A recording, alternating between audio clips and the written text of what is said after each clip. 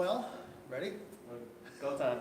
All right, so some of you might be here already. We're a little early. We're just kind of getting set up and getting things rolling. So Sam and I are just getting set. It's going to be a fun night.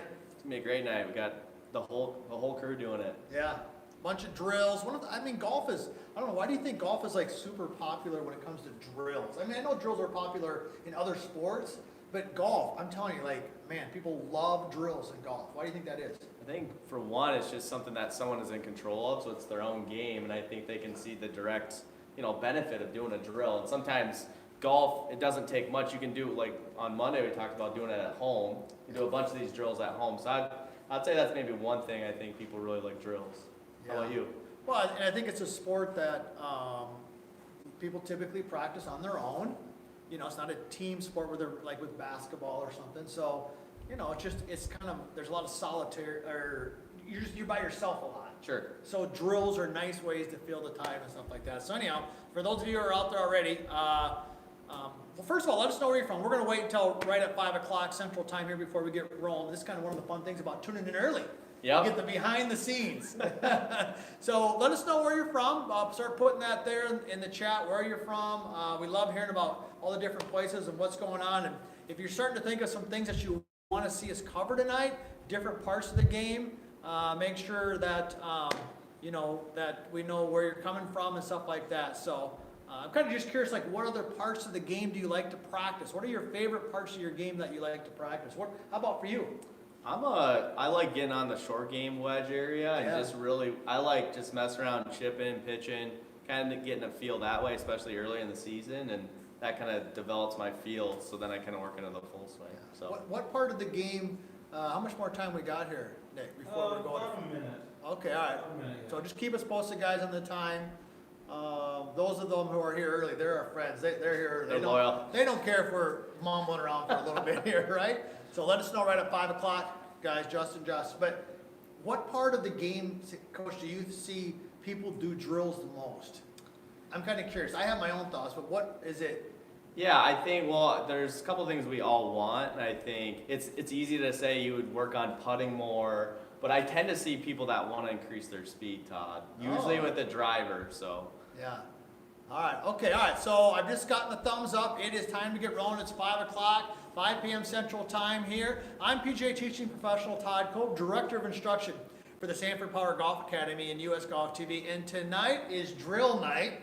One of our favorite topics to talk about. For those of you who logged in a little bit early, we appreciate that. We always like to go live a few minutes early because we're just getting set up and just having some conversation. So if you just want to talk about general stuff, you can always log on a little bit early. But I'm here with my good friend Sam Vosser. Sam's one of our lead instructors here at the Sanford Power Golf Academy, one of our great instructors that we have here on staff, and does a lot of stuff with us at US Golf TV also. So this guy's got a wealth of knowledge. He loves drills. He might not tell you, but this guy loves drills. So anyhow, give him a little bit of a sense of what we're going to be talking about tonight. Yeah, thanks for the intro, Todd. So first off, drill sometimes is kind of a negative thought for a lot of people. If you want to think of it as a game or an activity instead, sometimes drill just means like getting after it. Yeah. Drills can be fun. So I want to kind of maybe change the narrative a little bit for drills, and it's something that I think if you have something specific you want to get better at tonight, we're going to cover it at some point. So everything from body movement, putting, chipping, pitching, full swing, we're going to have it for you. Make sure you have your notepad out. You bet. Take a couple notes. We're going to do a rapid fire at the end, Todd, so we're going to be able to answer any questions that you have. And it's going to be a great night. Yeah, so all right, so keep letting us know where you're from. We got people from the United Kingdom, South Dakota, Indiana, California, Canada, all over. So we're putting those in there. Be putting your questions in there because, as Sam said, our staff is writing those down. At the end, we're going to do a quick Q&A and get through all those. And I want to start out tonight, like I have every night when we've done these YouTube Lives. This is a real opportunity for us to talk golf. And I can't tell you how forward I look to these. Like, when we start putting these together, because it's a way for us to get away from some of the, the real serious stuff that's happening in the world. We hope that you're taking all of the precautions that you need to be to keep yourself safe. You're listening to the healthcare providers. That's a big part of why we're doing these, because we want people to be safe, because we want you to be able to enjoy the game of golf when you do get a chance to go out if you're not going out already. So be sure to do that. And also, hey, I got to give a little bit of a plug. Be sure to subscribe to our channel here at US Golf TV. We're doing great content all the time. Be sure to follow us at our Sanford Power Golf Academy. All of these coaches that you see here, they are members of the Sanford Power Golf Academy.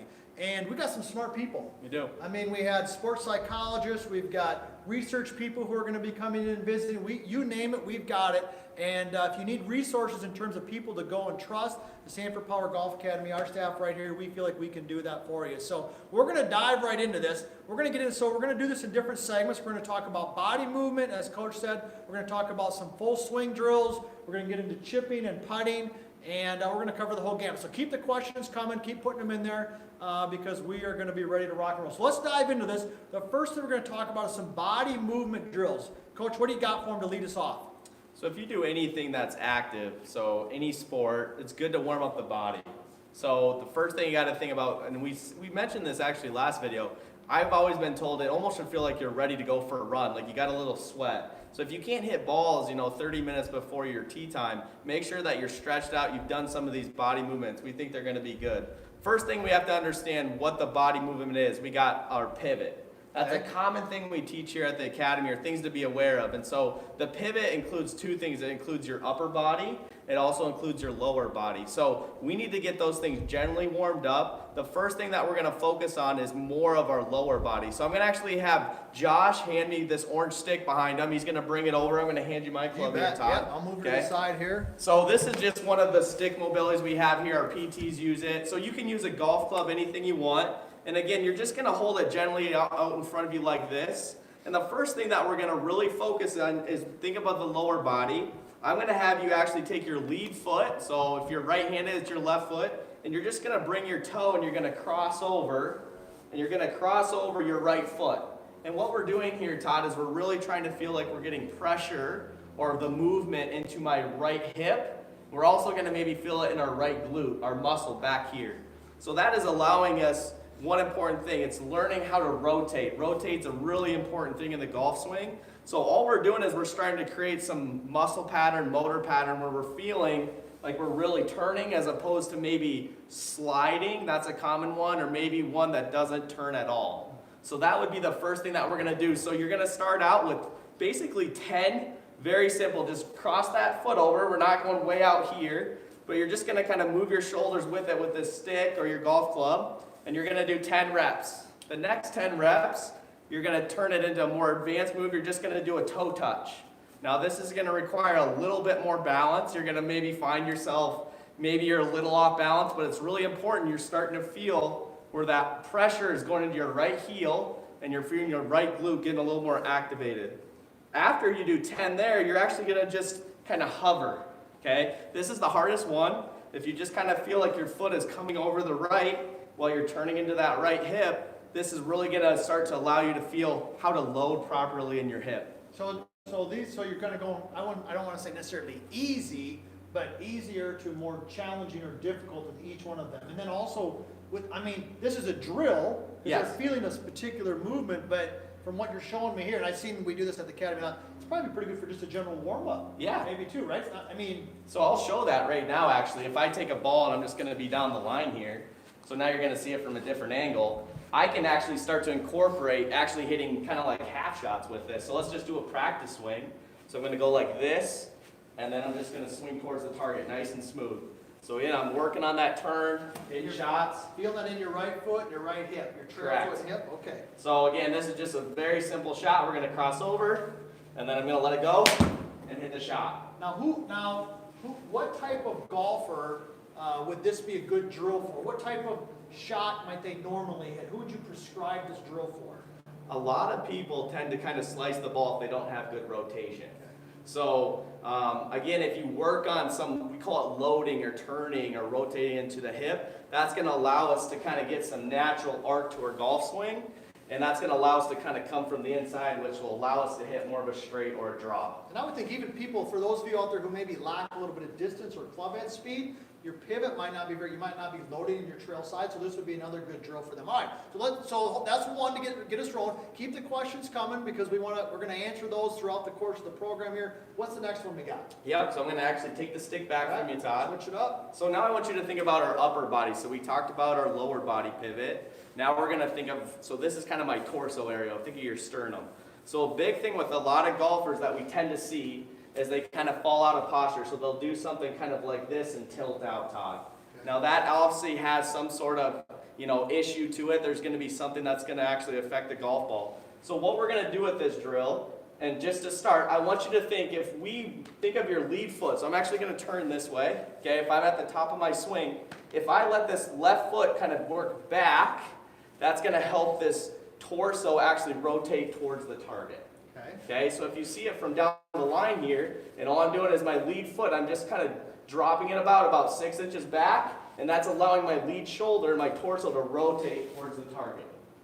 So this might be good for someone that has no rotation on the way through the golf shot, and it's allowing this golf club to kind of work more down the line.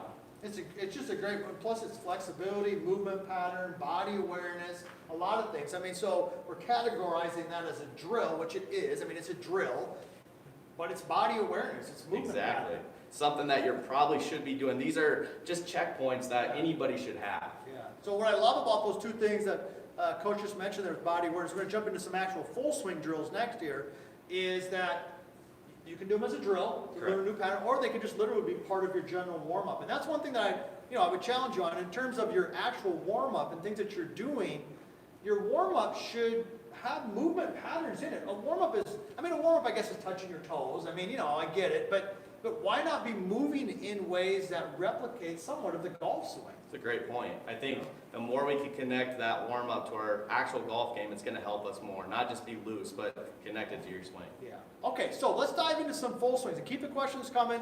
What other parts of the game you want to see us cover? If there's any particular maybe shots that you see, like, hey, I sliced the golf ball, or I need more distance, and you want to drill for that specific thing, put that there in the comments, and we'll be sure to have answers. All right, so what do we got next? Full swing. Yeah, so we're actually We got a lot of good ones over there. I'm looking forward to these. What do we got? This is one of my favorite. We're going to work on the takeaway. So I'm actually going to have one of our interns help me up here. They're going to grab the pokeball. Okay, they're going to grab, you're going to see it here in a second. So the takeaway, I'm going to demonstrate here. Okay, first off, we call this the Pokeball. It looks like a Pokemon. We got this at the PGA show this year. So essentially what it is, it's just a little ball. It's got yellow and red, and there's a black line. This actually connects onto your golf club. And you just want to put it right about the middle, so you can see one side's yellow, one's red. So what we're really going to focus on, and something important with the takeaway, is club face position and making sure it's square. So what we tend to see a lot of times, Todd, with the takeaway is we see, just alone with the takeaway, we see the face orientation not matching up well. Yeah, so 100%. For a lot of people that would maybe slice the golf ball, maybe shank the ball, we tend to see this kind of fan open, so this face tends to kind of open like this. This is a perfect feedback tool for me to know where my club face is at in my takeaway. It also works great for the rest of your golf swing. So in this, I got the red is on the left side, the yellow is on the right. Great visual. Great visual. If I go back and I want to feel like this angle on the club is matching my spine, from my vantage point, I'm going to be looking at that, and I'm hoping to see more yellow. Okay, so yellow on top. Yellow on top. More on top. Okay, yeah. Okay, so if I'm someone that is used to kind of seeing a lot of red, that would mean to me open. Okay. So I would try to feel the exact opposite and try to see a lot of yellow to kind of match up and have a better club facing. Yeah. Okay, so I love the visual, and we use this a lot here at the Academy. And so the yellow on top, where are you feeling that? So if you're doing this at home, I want to get a sense of where are you feeling it in your arm, in your hand? Typically, where would you feel it between the difference of the two you just showed? So I think it's a combination of both, and something that's actually really helpful when you do this drill, if you kind of feel like it's out and you start over your foot and into the takeaway position, it's going to help you feel more of the motion of it, Todd, as opposed to the positions. But to answer your question, it feels like your arms are swinging back, but you're also going to feel like your right hand is supporting the club so it can actually get in that position. If you roll your hands and the face is open, it's going to kind of work like this. So you're going to feel like your right hand is actually supporting the club. So it's a mix of the arms working back with kind of the wrists and the hands supporting the club in that club facing. And we did a couple videos on this on US Golf TV where we talked about some common mistakes, takeaway. Yeah. Mistakes in the takeaway that golfers make who slice the ball. And you just were speaking right to me there, because that's exactly what we were talking about. When that club rotates too far inside, the face gets open, you're going to tend to be, and not guaranteed you're going to slice the ball, but you're going to be more prone to slicing. And the drill that they just gave you right there is fantastic. Okay, let's do one more. Okay. And I'm going to share one of my favorite drills too in terms of full swing. What else we got?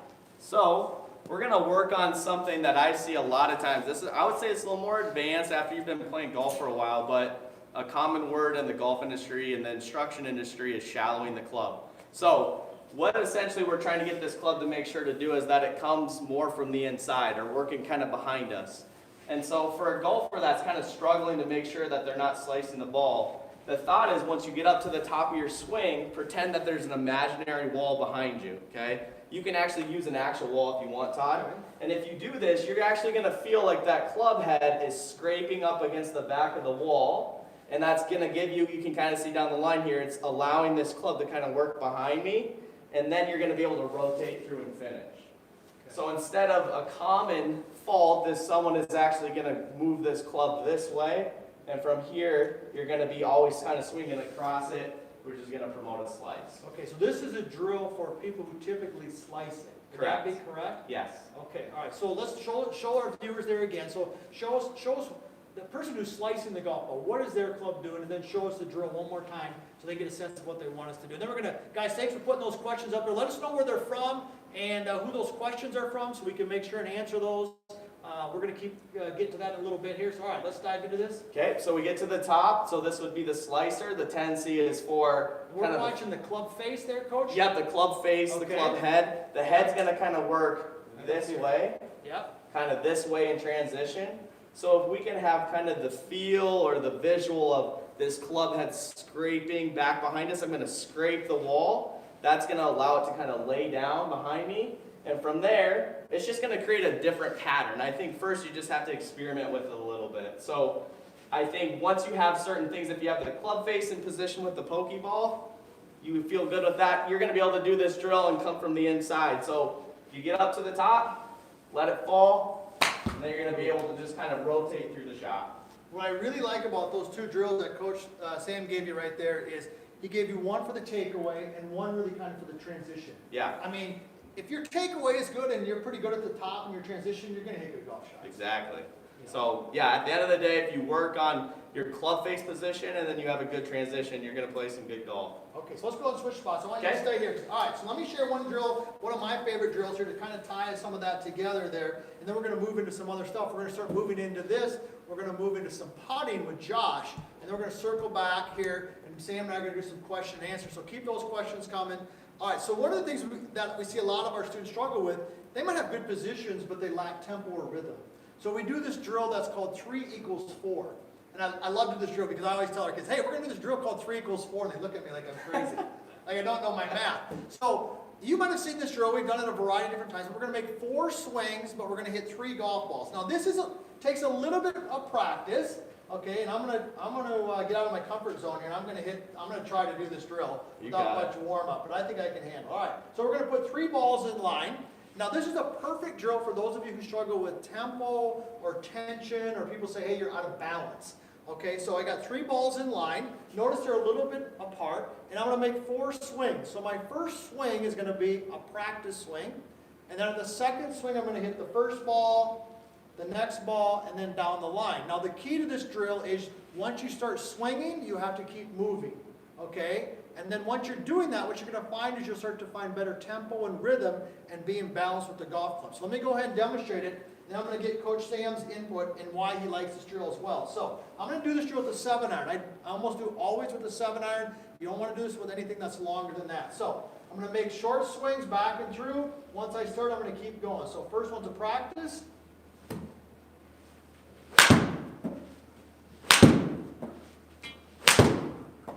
That wasn't too bad. That was really good. Woo! I passed the test there. It made me a little bit nervous. So you'll notice we did 4 swings, and we hit 3 balls. But with each one of those, I was continuous in motion. So you use that drill a lot also. Tell them why you like that drill. Then we'll get set up over here for some putting, and we're going to dive into that. So Todd did a great job there. One thing, you're continuously moving. Yeah. So again, the golf swing, we've said it quite a bit. It's a motion, it's not position. So a lot of times people end up kind of getting a little bit stuck and they're thinking too much. This is a great drill just to be moving, great tempo. And again, you're going back and forth, you're changing your weight distribution, you're getting your pressure moving back and towards the target. That's the main reason I like to use it, usually at the start of golf lessons. Yeah, so great stuff right there. So we've given you we've given you some body movement. Coach Sam had some great stuff there with getting your body warmed up. It also had specific patterns to it. He gave you really great drills on one on the takeaway, one basically on the top of the transition. Fantastic. And then one we just tied in together with some tempo. So keep the questions coming. We're going to move over here and do some putting, and we're not going to let this guy run away from us because he's got a lot of wealth and a lot of knowledge, I should say, wealth of knowledge. Yes. Maybe you got a lot of wealth too. I don't know. Working on it. It's getting there. So a lot of knowledge, and so we're going to bring him back in a little bit. So let's go ahead. We're going to start moving over. We're going to talk to our intern Josh here. We're going to start talking about putting. Now, as we talked a little bit earlier, Josh, how are you doing? Good. How are you doing, Todd? All right. Now, this guy Josh here, he's going to talk to us about some of our putting. We were talking earlier, Coach Sam and I, about putting, and I think, Josh, that when it comes to drills, people love drills when it comes to their putting. You go to the putting green, and quite frankly, I think people do drills too much. And we've talked a little bit about that. They should actually be just putting and playing games more so than doing drills, but it's a big part of how they practice. So you've got some real gems for us here. You're going to share with the audience in terms of ones we do at the academy. So what are we going to start with? Yeah, so we're going to start with a start line drill. We call it the dime drill, and it is very specific to use a dime. Okay, why is that? So when we put the dime 3 feet away from where we start, it actually, if you miss the dime at all, then you'd miss a putt from 10 feet. So that's your margin of error. It's the size of the dime, believe it or not. It's pretty small if you think about it. Yeah, I love that part about it because basically what you're talking about is that if you can roll over the dime that Joey's going to show here, that in essence, your face is square enough to make a putt from 10 feet in. Is that accurate? Yep, that's okay, accurate. perfect. All right, let's show us how we're going to do it. So first, we get a alignment stick, a golf ball, and then we have some coins here. So I'm going to put the penny down kind of where I want to start my putt. And the alignment sticks are usually about 3 feet long, Yeah. right? And so we take the dime and put it at the end of the alignment stick. And then we take the alignment stick out. I like to put the alignment stick somewhere 10-ish feet away, just to remind myself not to start smacking balls 20, 30 feet away, right? We want some speed control. And so all I'm doing is I'm trying to hit this putt, and I'm trying to roll it over the dime. So the drill the drill here that Josh, go ahead and hit a couple more there, that he's sharing with you here is this is a face control drill. And if you tuned into our putting live video we did just not too long ago, we did that last week. We did a live video on putting. That one of the skills is face control. So there's a variety of different ones, but this is specific to that. So really good there. Josh is a good putter. You hit that a couple times already. Now, would you suggest that they do this on a flat putt or a putt that has some break to it? Where in the putting green should they do it? And do they need to do it to a hole? Looks like to me you're just rolling it over a spot. Yeah, so I think for this drill, a flat putt is a good idea. And then we don't really want the hole because we're not focused on the outcome of the putt. All we're focusing on is if the ball rolled over the dime. That's all I'm worried about right now, really. Yeah, and I think what Josh just shared with you is real gold because if you put a hole there, don't you think, Coach, that instinctively, if the ball goes in the hole or not in the hole, that's going to be their brain's going to say, oh, good, bad, or whatever. That's why you don't even go to a hole. Yeah, I think it gets too much outcome focused and we forget what we're really trying to work on. So. Yeah, I love this drill. Okay, so that's our first putting drill. This is one of my favorites. It's one of our go-tos. I know a little bit later we're going to talk about what are some of the drills we do with our tour pros. This is one of them. This is one of them that we do. We work on face control, and what Josh just showed you here is fantastic. All right, what's the next one we want to show? So the next one's called leapfrog. It's a speed control drill. All right, so we're going to put the first coin, or you can put a tee if you're at a real green, and we're going to put it about 10 feet away. And then we take the next coin, another 10 feet, so 20 feet away from where the ball is at. I'm going to get some stuff out of the way here.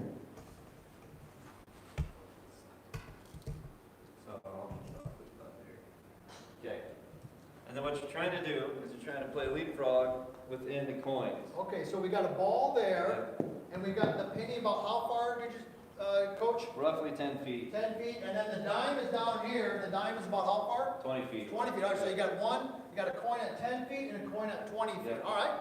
And so what you're trying to do is you're getting the first ball, you're trying to get as close to the penny, but it has to go past the penny. Has to be past the penny. Yeah. Okay. So I hit this putt. A little far, but I got past the penny. Not too bad though. So then the next putt, we want to make sure it gets past that ball. All Okay, right? it's got to So be we're- past that ball. All right. yeah, so we're playing leapfrog, and we're trying to get as many balls in there between the dime and the penny. Pretty much. This sounds like a great drill and a great drill or game to do with one of your playing with a buddy or some form of a competition. So you get some competition, but you're also working on. So what skill are we actually working on here? Yeah, so this one's working speed control mainly. So there's a good example. Maybe you move the balls out of the way so you don't hit it. But That's the beauty of Yeah. live TV. right. So we're working speed control here, Todd. So Okay. we're getting a feel for how hard do we need to hit the ball to go 10 feet, 12 feet, 14 feet, 20 feet. And you can always move the dime and the pennies further away if you want to work on really long lag putts. Yeah. I love that. This is a drill. I see this, we do this a lot here at the Academy, this drill, because the kids love it, number one. But as Coach just said there, he's giving you a great drill to work on your face control, one on speed. Any other ones you want to talk about, or you want me to share a couple? I've got one more that kind of Good. throws both of those in. Let's do that? dive right into it. All I love it. These are two really good. So if you got any questions on those, or you want any other things specific with your putting, if you're struggling with a certain aspect of your putting that you need help with, put it in the comments there. We've done a ton of stuff on short game. I mean, it's one of our favorite things to teach. Matter of fact, we just did a product actually at US Golf TV on the short game. And I think we talked about that a little bit the other night. The guys will put that in the chat there if you're interested in it. But where we talk about ball position, setup, we go through a ton of different drills that work on some of the same things that Coach Josh just mentioned to you there. So, all right, what's the next one we got? Right, so this is a gate drill, and so it's kind of throwing all the skills into one drill. So we're working at the start line, speed control, and a little bit of green reading. So we pick a spot roughly about, let's say, 7 feet, 8 feet away from the hole. We mark that spot so we don't lose it. And then we have 2 more coins, and what we're going to do is we're going to create a gate that's more towards the hole. Okay. Maybe it's like a putter length away from the hole or 2 feet away from the hole. And so we create that gate, and I like to do it about a club head width away, like apart. Yeah, I like that too. Yeah. Relatively the same size as the hole, Yeah. right? And so we have to putt, and then what we have to do is we have to get the ball to roll through the gate and into the hole.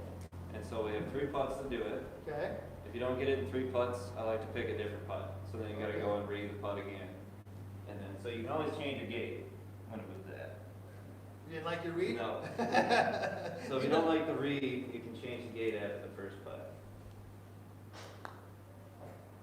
So I made it through the gate, but I didn't go in the hole, right? Okay, so all right, so let's talk about that, because this is really good. So hopefully you're with us right now. We got a putt that's around 10 to 12 feet. Yep. I think if you're a high level golfer, somebody asked about tour pros, I do this drill right around 20 feet, but for most amateurs, 10 to 15 feet is great. We've got a spot, we've got a gate. All right, talk about, we went through the gate, but it didn't go in. What do we know? Yep, so I missed right, so my gate's probably too far aimed to the right. That's Okay. what I'm thinking right away. Or I hit it too hard and it went through the break. It could be either one.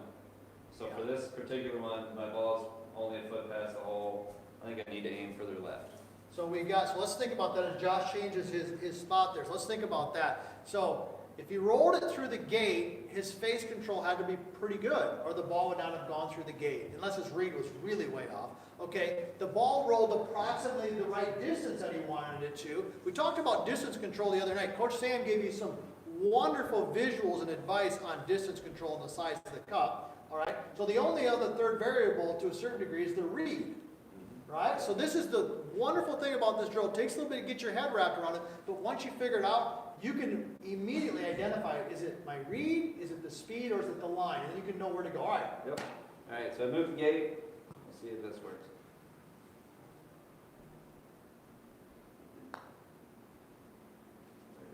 There it is. This is why we brought this guy on. I mean, he is money. He is money. That's not easy to do. That's not easy to do. All right, so that drill, anything else to add on that drill? I'm going to share one drill that I have, then we're going to get Justin going on some chipping. Any other things you want to talk about with this drill, the first couple drills that you mentioned there, Coach? I think with this drill, it's important to pick different putts that break different ways. Great. So yes. if you keep picking the same putt that breaks right to left, then it's not quite doing its job fully. Yeah. So I think picking different putts with different breaks, different lengths, should be good to go. Yeah, and then I also think that, you know, when you're working on your putting, what Coach just said to you there, like, if you're working on different styles of putts, you might find that left to right is easier than right to left, or vice versa. It gives you a really good way to understand what are the types of putts that you need to be working on, all right? All right, so we got a question here. When practicing, should I start with short putts or lag putts, all right? Let's answer that. I'll start, and then I'll let you think about it a little bit, and then I'm going to do one more drill, and we're going to move into some chipping. So keep those questions coming, because we're going to be answering. At the end, we're going to do a real speed round, because I know Coach Foster's got a bunch more drills he's going to share with us. I would say this. A little bit of it depends upon if it's before a tournament round or a competitive round, or if you're just out practicing, okay? This is my take. If you're playing a tournament, or kind of, it doesn't have to be a tournament, I guess. If you're going to play with your buddies and it's an important round of golf to you, okay? I like to do lag putting first. Get a feel for the speed of the green, roll it out a little bit so I get a good touch, a good feel. And then I like to do a couple real short putts. I'm not talking like those 4 or 5 footers that are knee knockers, okay? I'm talking like literally like 2 feet. And I'm going to hit a couple of those, because what I want is when I walk to the first tee box, I want to have seen a bunch of golf balls, 5, 6, 7 in a row go in the hole. There is nothing like the sound. Anybody who loves golf knows there's nothing like the sound of the ball going into the cup. It is literally like one of the things we love about golf, right? Okay, so, and having that sound in your head as you walk to the first tee, I think just puts you in the right mood. Okay, on the flip side, if I'm practicing my skills, I'm going to work through some of the drills that Coach Josh just gave us. I'm going to maybe do some face control, which are shorter putts, and then I'll probably finish up with my longer putts. So that's a long answer to the question, but tournament rounds are rounds that are important to you, lag putting, and then make a couple short ones so you got good confidence going to the first tee. On a practice day, maybe the reverse. That's just me. What would you say? Yeah, I think pretty much the same thing. Like if you're going to play tournaments at different courses, it's really important to get the speed down. Yeah. Because that's really going to help save strokes in the round. And then get the confidence built up with the short putts to finish off the practice. Yeah. And then when I'm practicing at home, working on certain drills, I like to start short and work my way back. Yeah, So perfect. Okay, so I'm going to show you one quick drill. It's a simple one. Let me switch spots with you, Coach. So I'll be come over here. I'll just even do this with an iron just for sake of time here. But this is a drill that I've used quite a bit as of lately, and it's just hitting putts with your dominant hand. So Justin, why don't you go ahead and grab me another putter over there if you would please, a little bit. Then we can have, because Josh might be doing some demonstrating of his own. So a lot of putting these days, you know, when we putt is touch and feel. All right, thank you very much, okay? And so I see a lot of people when they're putting, they're trying to be just literally perfect with their putter. They're trying to make these like perfect straight back, straight through putts with the putter head and stuff like that. First of all, the putter doesn't swing straight back and straight through in my opinion, but that's a whole nother video. We don't have, that's going to be another hour. We'll talk about that later. But you want touch and you want feel. So I've had a lot of success, especially as of late, by having golfers just hit putts with their dominant hand. So I'm a right-handed golfer, so just getting set up, holding it in just your dominant hand, go ahead and roll in some putts, okay, back and through. I missed that one left, so I need to work on my, I think the start line might need some yeah, face I need to control. get out and do that dime drill a little bit, all right? But speed was pretty good. So that would be the drill that I would give you for your putting, is at the end of the day, putting should be rhythm and flow and feel and visualizing. You don't want it to be super technical. So grab a putter, put it in one hand, and just hit some putts. And go on there, and you might find actually that you putt pretty well. There was a guy on tour one time who putted an entire event with his one hand and actually did pretty well. So for whatever that's worth. All right, so keep those questions coming. If you got more questions that's specifically about parts of your putting, put those in the comments. We'll be sure to answer those at the end. Josh, really good stuff. You made the putt under pressure. Made the putt. That was really good. All right, so now we're going to shift over. We're going to talk to Justin a little bit here about some chipping, and then we're going to do some other stuff with Coach Sam. All right, so Justin, we got Justin here's one of our new coaches here from Nebraska, doing a great job with this here. We're talking about chipping. I love to teach chipping. And for anybody who follows my stuff out there, take lessons from me. It's like my favorite thing to teach and coach, because I feel like, Coach, it's the quickest way to help people lower their scores. What is just your general take on practicing chipping, first of all? I think practicing chipping is a great place to start lowering your scores, because with a lot of our students at least, that's where we see a lot of deficiencies. Yeah. And that's putting and chipping are the two places that you save the most strokes. Yeah, and I think the thing with chipping is that, this is how I like to describe it, and then we're going to get into a couple of these great drills that Coach Justice put together. Chipping differentiates. And what I mean by that is, let's say Justin are playing around a golf, and he chips it to 2 feet, and I chip it to 8 feet. Okay, it's only 6 feet, but in the scope of how many 2-footers he's going to make versus how many 8-footers I'm going to make, that's a distinct difference. Even though it's only 6 feet, that makes a huge difference in your score. If we go play around the golf, and this guy's a young guy, I've seen him, he bombs it, if he hits at 325, okay, and I hit it 295, that's an advantage for him, okay, no question. But I don't know if it's a full stroke.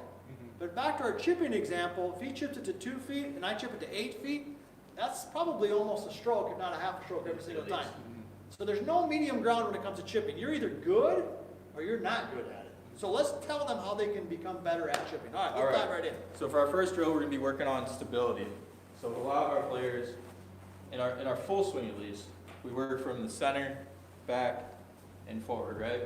Yes. So in chipping, that's not exactly what we want. So what we're going to do first is stability drill. So we're going to take our left foot, center it within our chest, and we're going to use our right foot for more stability just so we don't fall over. And what we're going to do is working on not moving our weight throughout the swing. So we're not worried as much about contact with this, we're worried about where our weight distribution is at. So if we're falling over, so for an example, if I'm here and I move, if I move my weight back, I'm going to fall over. Which is usually what we see, right? If you do see their weight, where does it usually fall? Backwards. Yeah, backwards. Yeah, so they'll sway back, and they'll sway back through the ball. And a lot of times we see they'll either chunk it or they'll thin it, and then you're either chipping again or you have a 20-foot putt. So that's what we're working on. We're not worried about contact. We're just working on our stability in our leg, not swaying our weight, and chipping the ball. That's pretty good right there. You've been practicing. A little bit, yeah. He's been practicing. That is, like I said, all these drills, these guys are making it look easy. It's more challenging. So what club should they use when they do this? Do you have a suggestion on the club? And then also give them a little bit of input on ball position. Ball position. Okay. Yeah, and when they're doing that drill, where should the ball be relative to their feet there? Yep. Okay. So first club, probably just normal wedge, maybe a Yeah. 52. I wouldn't go any higher than a 52. Yeah. But and then ball position, we want it more in line with our toe. So Yeah. straight down the chest through the toe, same spot for the ball position. We don't want it in front or behind. Yeah. And the thing is, if you have it too far forward or too far back, you're going to notice it right away because you're not going to hit the ground. So Yeah. this is a great drill that we use a lot here at the academy. I've seen Justin use it with our students. I see Josh and Sam use it. The stability is key when it comes to chipping. This simple drills to be good. They don't have to be complicated. Chip some balls off your leaf foot. This is one of the ones I saw a question pop up earlier. We're going to get to all these questions, so keep them coming. What drills do I use with my tour pros? These are the same drills we use. I mean, this is, matter of fact, I have a couple of my players, like this is what they do the first 5 balls they do when they go chip. So I love that drill. If you got any questions on that, be sure to fire. What else we got? All right, so we're going to work on a towel drill. So this is working on our landing zone, because when we're chipping, we don't want to, when we're picturing our chip, we want to picture a landing spot instead of where the hole is at. That'll help with distance control and some of that. Okay, talk a little bit about that, because I think this would be really helpful. And let's have Josh, you want to move that towel a little bit for Justin. Talk to him a little bit about, what do you mean by focusing on the landing spot versus the target? What does that mean? Because I think that'll help. So when I focus on a landing spot, I'm thinking about where I want the ball to land instead of rolling out the ball. Okay. So if you're looking at the hole, you're going to hit it close, you're going to hit it farther than you want to, and the ball's going to roll out past the hole. So if we're working on the landing zone, we have a smaller area that we're looking at that'll help us with where we're trying to hit it, and then we can work on the roll from there. And you're really kind of tying in a lot of the things we talked about. One of our very first nights when we talked to Coach Andy about some of the sports psychology stuff about visualizing. I mean, you're not just like, I see so many people chip and they're just looking at the cup, but I mean, they're not really visualizing, okay, where's the ball going to land? How's it going to roll? So this is really what this drill is teaching. Yeah, this is really useful for that. Yeah, okay, all right, let's dive into it. All right, so it's about, we want to start with about 10 yards, so you can work from 10 yards up to 15, 20, 25, and we're just gonna hit 3 different types of chips. So we're gonna hit a stock wedge, so a stock chip, and then more of a higher lofted, kind of like a flop, and then we're gonna hit a low spinner. Okay. So that'll just give us 3 different types of shots so we can work on how far we're hitting. And the goal is to try to land them on the towel each Yeah. time. Yep, Okay, each time. perfect. Perfect. So with the stock chip, we focus on not shifting the way, normal stock chip. Pretty good So right there. A little short, not too bad. And then a little different type of shots, so we're gonna hit a little bit higher. With foam balls, hitting it a little higher is a little bit tougher. Yeah, it high, is. high and short with foam balls is not easy. It is Yep. not easy. I tried it. That wasn't too bad though. Yeah, and then the low kind of spinning. So a little short on all of them, but that's okay. Great drill, but here's, I don't know if you guys noticed this, but what Coach Justin has taught you there is because notice that each one of those balls, although they probably landed pretty close to the same spot, they all rolled out different distances, right? So talk to them a little bit, before we get into another, talk to them a little bit about the different trajectories and what does that mean for how far the ball rolls out? Yeah, so if we're hitting like a bump and run or a normal stock chip, it's gonna roll out a little farther. Yeah. So the higher we hit it, the faster it's gonna stop. So a lot of times we'll talk stopping it with trajectory. That's what it Yeah. means. So it'll land, it'll roll out maybe a foot or two, instead of a lower shot, which is gonna roll out farther. And this is one of the great ways that we teach our students about understanding the kind of variables within chipping. They think of just their club selection, which is a big part of it, but where you land it, the trajectory of the shot that you just said, where they want the ball to finish, and kind of doing that math in their head in essence, and then visualizing, because one person might hit it a little higher and not have it roll as much, the next person might hit it a bit lower and roll it out. There's a lot of different ways to do that, and this drill right here is a fantastic way to kind of practice those different things. All right, do we have any other ones, or do you want me to share a couple? What do you got? If you want to share a couple. Okay, good. All right, so let's switch spots. I don't know if I'm going to demonstrate as much as you did there because those were really good. So I'm going to go I kind of got a regular theme going on here with chipping. Let me switch clubs with back good there. So I'm going to go back to my right hand because what the guys are giving you here is they're giving you wonderful technical drills. Every one of these is fantastic. So what I'm trying to do is take some of the technical part of it and add an element of just athleticism and rhythm and flow to it. And that's what we did, like you'll notice with the putting, right? Was just a right hand only. When we were with Coach Sam, we were talking about his technical stuff there, which was fantastic. We did the 3 = 4. That was rhythm and balance and things like that. So here, I'm going to follow that along that same lines, and I'm going to have you suggest that you hit some chip shots with your lead hand only, your trail hand only, which is, for me, my right hand. So one of my favorite drills to do is just to have my students grab the club with their dominant hand, which is me, my right hand, and just have them hit some shots just like this. And all they're trying to do is actually just make relatively decent contact. Like I hit a little bit behind that. I could feel that. So what I want you focused on when you do this, okay, is just making decent, solid contact, but feeling how the club kind of just bounces through the turf. Okay, and so any thoughts on that or things that you might see with different players that they might struggle with tempo or rhythm? With tempo and chipping, I usually see people slow down Yeah. through the swing. So it'll be quicker back, and then they don't want to mishit it, so they slow down and mishit it. Yeah. So keeping that acceleration through the ball is really key. It's a big part of it. And so this little drill here, gripping it with your trail hand, your dominant hand, just hitting some shots like that will help you feel the bounce of the club. We talked a little bit about that. Like I said earlier, we covered a lot of these things in our short game new product that we just put out here not too long ago. But that drill here, the drills that Justin just shared with you, the lead foot only, is a fantastic one. I love this trajectory one. This is what we love about bringing the younger guys around, because they've got all these new ideas with these different drills. This one right here, the one that Josh was showing you with the gate drill, are fantastic. Any other things you want to add about chipping before we let you go? And then we're going to bring Coach Sam in here. We're going to get into some stuff here. We got one question here. All right, what is Megan asked, what's the difference in setup for chipping and pitching?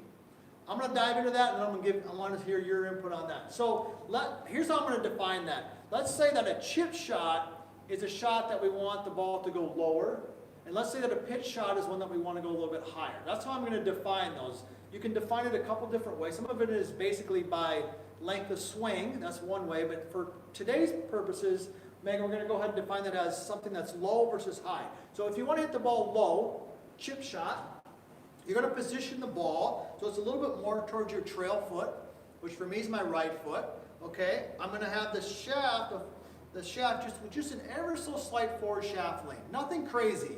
Okay, if you've watched any of our stuff before, I'm not a big fan of having the hands way ahead. Okay, our most popular video we ever did was this 3 chipping mistakes one, and it literally has almost 3 million views. It was crazy because we talked about what happens when you get the shaft leaning too much forward. So, ball back a little bit, hands a little bit in front is okay, and then you definitely want to make sure that your weight is a little bit forward. Okay, if you're going to hit a little bit higher shot, other than of course changing your club, you're going to move the ball maybe a little bit more towards the center. Okay, the shaft is still going to be ever so slightly forward, and you're going to be aimed a little bit left, and the club face is going to be rotated slightly open. So, low shot, ball back a little bit, tiny bit of forward shaft lean, weight forward, pitch shot a little bit higher, ball more in the center, rotate the face a little bit, and make sure that your stance is a little bit open, and that'll get you going in the right direction. Anything I missed there? I don't think so. I just mentioned club selection is big. Yeah, go talk about that a little bit. So if you're trying to hit a lower shot, I think Todd has a 60 degree in his hand. Yeah. That is not the right club for a low shot. If you're trying to hit a lower shot, start with maybe a 9, and then the higher the shot, the more loft you're going to want. Yeah, great point. And I forgot that. Thank you. That's why you guys are here. Help me remember these things, right? Yeah. Doing a great job. All right, hey, thanks, buddy. All right, we're going to bring Sam back in here. We're going to rotate around. We got Nick behind the camera again, our main man, Nick. This guy, he's a steady Eddie. He is steady Eddie. He's the guy who makes us look smart, doesn't he, Sam? He does. I mean, It's good to be back in here. We're moving around a little bit. If you ever watch any of at the videos at the beginning, Nick likes, or excuse me, at the end, Nick likes to put the bloopers in there. He thinks that's funny. He thinks it's funny. I don't know if I think it's funny, but Depends who it is. No, if it's you, why. I'm laughing. If it's me, probably not. oh God, what I like about it is hey, we're human. Yeah. I mean, that's what I love about doing these live deals and getting to interact with you. I mean, we're just golfers, man. We love golf. Exactly. We love teaching golf. And when I go home, I told our staff this the other night. The first one we did last Monday, I went home. I felt good. We got to talk about golf. We're hopefully helping you out a little bit. So we just appreciate you coming in. We appreciate you spending your time with us and letting us be part of your golf journey. So before we dive into some more drills and some questions here, I've been talking a lot. Any just kind of thoughts, Coach, on some of the stuff that we just talked about with Josh and Justin? They gave us some great drills. So I think it's kind of a mixture, right? So some of the stuff was very technical based, like kind of internal focus, but then there was a lot of, target and a variety of club selection. So again, a drill doesn't have to be always technique. It can be how you set up your practice. So hopefully what you take out of this is, it's not always what you're doing with your wrist or your arms. It's actually how you set up the drill that is just as important. So, hopefully if you have any questions after this, you follow up with us. We'll answer any questions you have. Make sure you're setting up that drill so you're doing it correctly, because golf is one of those sports where if you're not practicing right, you could be harming your game. So you got to set up the drills right. You got to be making sure you're making good quality reps over quantity. Yeah, that's a great point. I mean, just because you're practicing doesn't mean you're getting better. I mean, I hate to say it, you could be getting worse if you're working on the wrong stuff. So it's important you understand it. All right, so let's dive into a couple of questions here, because we got some really good questions. We got plenty of time here, so keep firing those out. We're going to do a quick speed round here. All right, so let's talk about putting. Mark asks, any pointers on putting across the hump or ridge to the hole? Man, tough. Those tough situations. What do you got for ideas there? So I think a lot of this is the way I would look at it. I would kind of break it down in your pre-shot routine, Todd, and part of that routine is you're going to go kind of figure out and kind of get a feel for how far that hole is. So we always recommend to our students or anybody we give lessons to, walk off your putts. Yes. So when you walk off your putts, have some awareness. And when you're doing that, you're really feeling in your feet, whether you're going up or down or left or right. So slope and reading greens comes with a lot of experience. But again, if you're kind of feeling that out and you can feel the ridge, a lot of times people tend to be too lazy or they don't think about it. They don't actually go up and see where that ridge is, and they don't account for it in their routine. Yeah, I would say this. I'm going to add to that. Before I do though, before I forget about it, if you're interested in us doing some content on green reading, because I think green reading is That'd be a huge. big one. Let us know. Put it in the comments. Yes, I'm interested, or specific things there, because we want to hear from you. Because I think we should do a video specific on green reading. But back to the main question that Mark asked here. Thank you. I would second what Coach Sam said there. I would also say that maybe if it's a big ridge, think of breaking the putts into two parts. Like, think of the top of the ridge, wherever that top of that ridge is, okay? Think of it like, almost like the top of a basketball, for sake of discussion. Kind of break the putt into two parts, going up the ridge and then back down the ridge. And maybe even try to find a spot right at the top and think of, okay, where does that ball need to be at the top of that ridge so that it trails back down to the hole they want it to, and then work backwards from there in terms of where you need to aim. And sometimes by breaking it into two parts, that not only helps your read, but also helps your distance control. Yeah, that's a great way. I think working backwards is a big thing, Todd. Yeah. Because then you can get a real feel for how far that distance is and where that slope is. Okay, so we got a couple more questions here, and then if we got time, we'll do a few more drills. All right, so we've got, what's a good drill, let's see here, I should do with if I shank. Ooh. Ooh, why don't you answer that? All right, I got a good one. So, I'm actually going to go down the line here. All right, I've let me done this switch a with you couple here. times. All right, here we okay? go. So Thank you for asking that, because that's one of the main, we get that a lot. I mean, it's a pretty common thing. So call this actually jumping over the fence. So you're gonna put a ball just kind of in your normal, target line where the ball is. So a lot of times what happens, there's different reasons you get the shanks, Todd.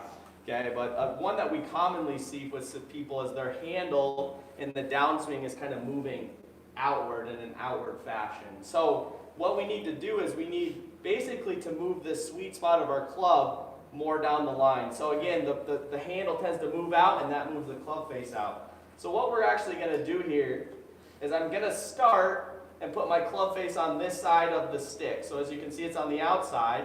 And the goal here is when I go back, I want to feel like I'm coming from the inside of the stick. So that's kind of the sense of going and jumping over the fence. So just a practice swing here. I'm going to start on this side, so outside of where my ball typically would be. And then when I come down, I want to make sure that I'm bringing that from the inside. And if you do this for about 10 minutes, it's really going to start allowing that club to work and the balance point to work in the correct way to hit the sweet spot. Perfect. I hate to keep giving another self plug, but we did a video, didn't we, Nick, not too long ago about shanking chip shots. I think we posted up, was super popular. I think we talked about 3 different reasons. Maybe we can put the link in the chat there for the crew, because that's a great question. Because believe it or not, I see some really good players shank their chips. Yeah. I mean, you see it on TV. Absolutely. I mean, I'm not talking even full swing. I'm talking chip shots in the long grass and things like that. So what Coach Sam said there is perfect. The only other thing that I would say on that is that if you are, maybe just take a look at your takeaway. When you're taking the club away, like make sure that's going. So go and get something, you're gonna hit a little chip shot there. Okay. We do this here a little bit. We're just put a alignment rod. We talked about this in some of our chipping stuff the other day. Put an alignment rod on the target line, and when you take it back, Coach, just make sure, So just be aware of where your club face is moving in your backswing. I'm not saying that if you're shaking it, you're dragging it inside. Okay, like jump one more time there, Coach.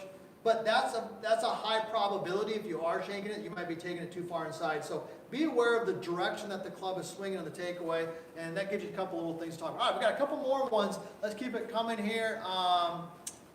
Okay. This is a good one. Thank you. Do you see a difference in club head speed in relation to grip pressure?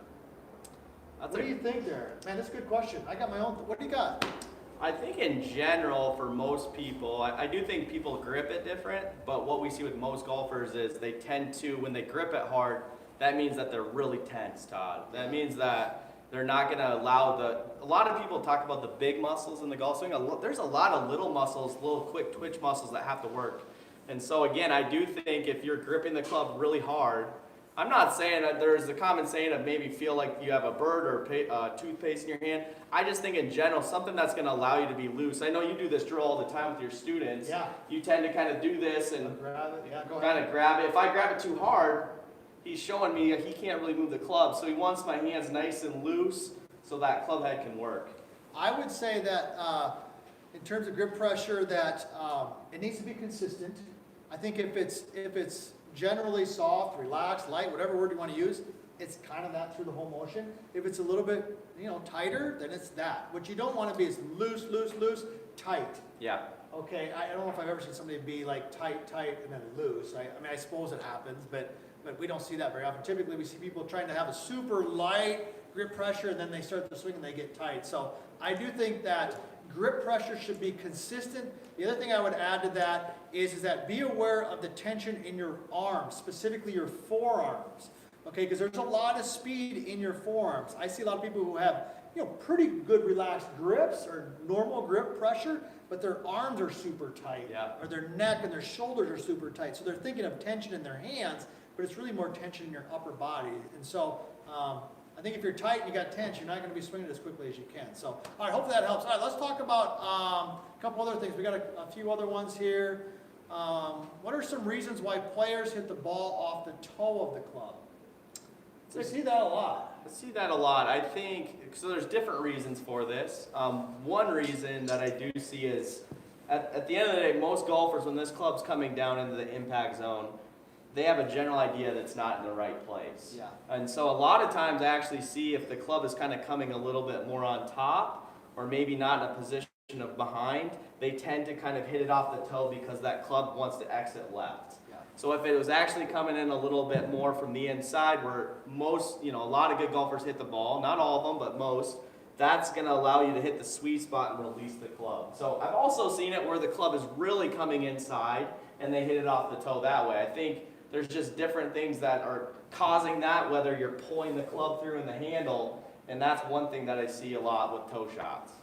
I would agree with that. I think that I would, as a coach, if somebody's hitting the ball off the toe, I'm going to be generally ask myself why. Like, what is it? And that's what Coach Sam was just saying. They're like, what is it in their golf swing that's causing them to do that? A very common one, not always the case, but a very common one, especially for higher handicappers, they're hitting the ball off the toes, their club face is really open. Yeah. At some point in the downswing, and then they have to really rotate it a lot to somehow get it back to square up. So the beauty of what you've learned here, if you're here early tonight, is that you saw the drill that Coach Sam gave you early on when we talked about the, what do you call it? Pokeball. I can't keep up with all these terms you guys got going on. Pokeball? Pokeball. Looks like a All Pokemon. right, anyhow. For us old guys, it was the yellow ball with the red on it, all right? But he gave you a really good drill for the takeaway. And so if you're hitting it on the toe, as a coach, I'm going to look first and foremost at your takeaway. My guess is that something's probably off in your takeaway, therefore you're hitting it on the toe. But really good question. All right, we got time for just a couple more here. What about, what is your best, this is a good one. What is your best drill for contact? What do you like to do for contact? I go back a little bit to what Todd worked on, where you're starting to focus. If you're trying to work on contact, sometimes you're forcing it. You want to hit it so well. So I usually go back to something simple that's just kind of a tempo or a pressure movement drill. So this would be one here, Todd. So I tend to kind of keep my feet close together. Maybe it's about the width. And I just take a medium step back, and then I just take a little step forward like I'm crushing a pop can, and I swing through. And that's just going to, again, it's kind of this step drill that's allowing you to feel some good tempo, some rhythm. So again, I'm going to take the step back, and I'm going to hit the shot. That just gets me not thinking about contact. A lot of time the club does the work. Less thinking is usually better. Yeah, I think if you're struggling with your contact, it could be, club face related or whatever, those types of things. I think what Coach Sam just gave you is really good advice, along with the drills that we talked about early, those body movement drills early. I think if you're struggling with contact, you're obviously struggling with controlling when the club hits the ground, typically. And so generally it's because somehow you're moving too much one way or the other, or you're not moving in the right order or the right sequence. So something as simple, this is why we talked about earlier, the first thing we started with is body awareness. If you don't have awareness of where your body is at in space, it's going to be really difficult to change where that body is at in space. So when you do your warm-up, Coach Sam gave you some real gems there early. Have some awareness of where your body's at. If you're struggling with your contact, that would be a great place. All right, we got a couple more here. We'll finish up. How do I hit chip shots on downhill and uphill shots? That's a great question. Really good. All right. So let's start with downhill. So again, we know that the slope is kind of working down towards the target. The first thing that you have to do is make sure that you go with where gravity is going, Todd. And what I mean by that is if we're going downhill, I should probably feel, again, I'm not going to feel like I have this shoulder up, the lead shoulder, while I'm going downhill. Match your angles with what the level of the ground is. So if your shoulders are so if the slope is let's say the slope for the viewers is kind of sitting downhill like this. So then you're going to try to get your shoulders to relatively match that or swing along that slope. That's correct. Okay, and what if we were just the opposite, right? Just like this, if my shoulders, again, if I'm uphill, I'm not going to fight it like this because then I'm going to be probably sticking into the ground. So I want, again, my shoulders, maybe even my hips and my feet just to have some natural, I'm going with the flow of it. So Todd's showing you this angle, that's how my shoulders would be as well. How about on that line, how about ball position? Would you change the ball position at all based on that? So if we went uphill, so again uphill, I would actually probably put that ball back a little bit. So the tendency with a lot of shots that are uphill with chipping, you're actually going to get the ball and you're going to miss it left. So if I put that back, because again I'm going to have a little bit of arc to my swing, if I put it in the back, I'm going to catch it more with a neutral path, which will allow me to hit it straighter. Downhill, I would say I tend to have it actually a little bit forward as well. I think every golfer is a little different, but at the end of the day, it's all about controlling the low point and the contact, and I think that's where you'll start to understand you're also trying to hit it straight. Yes. So you have to have good contact and know where that ball's going to come off the face. Yeah, really good question there, really good. All right, so two more one here, then we're going to do a quick wrap up for you. We appreciate you sticking around. Hopefully, if you haven't already, be sure to subscribe to our channel. We're doing this all the time, putting out great content. Be sure to follow us at the Sanford Power Golf Academy on Instagram and Twitter. And if you need help on your game, I mean, whether you need help with physical fitness, you're interested in 3D, I mean, one of these nights we're going to do 3D. It's super cool. We're going to dive in. We're going to get Aaron over here and dive into some of that stuff and expose you to some of the real smart people we have here at Sanford. So be sure to be following us and subscribe to that stuff. All right, so how about foam balls? Are they okay for hitting drivers when you're hitting your driver? Absolutely. I mean, at the end of the day, if you are inside or you're in a position where you have to hit, not golf balls, it's going to be fine. It's not going to feel like the real thing, but at some point, if you're inside or even if you're outside, you're working on something specific. The key is work on something that's process driven, and then you can go hit those golf balls and see the outcome. Yeah. I don't care if you're hitting a foam ball, a rubber ball, or a real golf ball. If you got a golf club in your hands, you're making swings, I mean, you're getting better. So I wouldn't be opposed to doing that at all. All right, we got one more from Haley. How do I grip it and rip it, Coach? I've been waiting for this question all night. Well, I think first you got to get in and get some lessons from one of your local golf professionals. So come see Todd. Don't see me. I think he'd be a better option for this specific person. Oh. But no, I think to have fun in the game, you just got to get in, do some of these drills, take a few lessons, and I think if you continue to follow US Golf TV, we're going to have some great content for you. Yeah, and that's a good question, man. I appreciate you asking that because at the end of the day, we do want to grip it. We want to have some fun. Golf is supposed to be fun. That's what it's all about here. And so, hey, I hope that you're finding these live videos that we're doing helpful. We really appreciate you coming. We're here to just kind of share what we know, get away from some of the serious stuff that's going on in the world. Be safe. Make sure you're taking care of yourself, listening to the healthcare providers, doing what they're asking us to do so that we can all get out on the golf course as quickly as possible because as we've been saying here, we kind of created this tagline, the golf season will come and we will be ready. And when that time comes, we want to make sure you're also ready to go. So before we close it up, Coach Sam, anything else to add to our viewers before we head it on home? Yeah, hopefully you take 3 or 4 drills tonight. Put those into place, whether you have half hour before you go out and play. Try to implement those, see if they can help you. Think there's enough there, and we hope you play better golf. This is fun to do some drills, get better at the game. All right, so do me a favor, subscribe to the channel, share this stuff with your friends. Be sure to come back. We got more stuff coming. We're working on the schedule for next week. We're working on it right now. We'll be in contact with you. If you're found us on Twitter and Instagram and subscribing to our YouTube channel, our email list, you're going to get this information. We're going to be back again next week. We're working on the content. If there's something that you want to see us talk about, leave it in the comments. Contact us any way you want. We're easy to get a hold of, and we'll make sure we do that. Thanks for coming in, and we look forward to seeing you next week back here at US Golf TV and the Sanford Power Golf Academy.